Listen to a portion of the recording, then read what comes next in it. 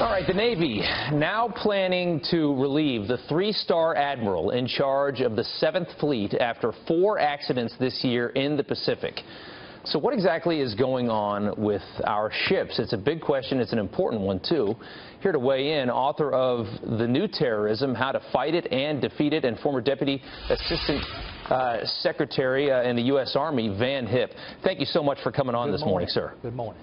Okay, so let's start right here. Obviously, you know, a lot of people thought for a minute or two that this could have been a cyber attack on these ships. It sounds like at this point the Navy has pretty much ruled that out.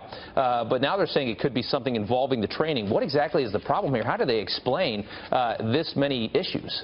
Well, don't forget, a couple of years ago, the Chinese stole 22 million Social Security records of Americans, and it took us months to find that out. The Chief of Naval Operations, though, yesterday tweeted out that the investigation will include all possibilities, and that includes a cyber attack. I've talked to folks that I trust in with strong Navy backgrounds as well as cyber backgrounds. Most think it's more likely training, but that a cyber attack's a real possibility. You know, Navy's had some issues. Don't forget that Iran hacked into the Navy Marine Corps Internet program back in 2013. They've had some real challenges. So, sure. And I think what this should remind us of, that cyber warfare after air, land, sea, and space is the 5th dimension of warfare. It's the most complicated national security challenge America has ever faced, and the one that we as a nation are the most unprepared for. And I do want to get into cyber warfare here in a minute and how computers can act in that, but let's go back to what likely caused this.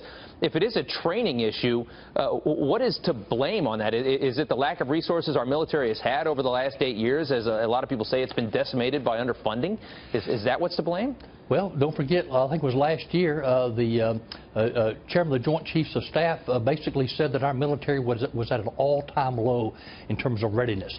And when you talk about ships and you talk about the synchronization of what we call the battlefield, there's so much information technology, communications involved. Yeah. It is extremely complicated and even more so.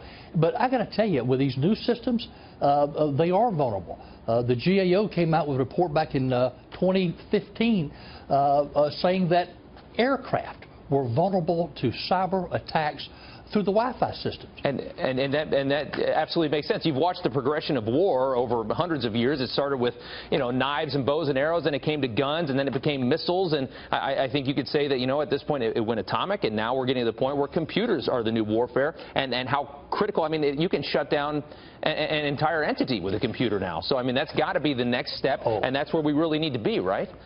Let me tell you, whoever wins the cyber war will have the upper hand in the next military conflict, no question. Well, that is something else. Okay, Mr. Hipp, thank you so much for coming on this morning. We do appreciate your time.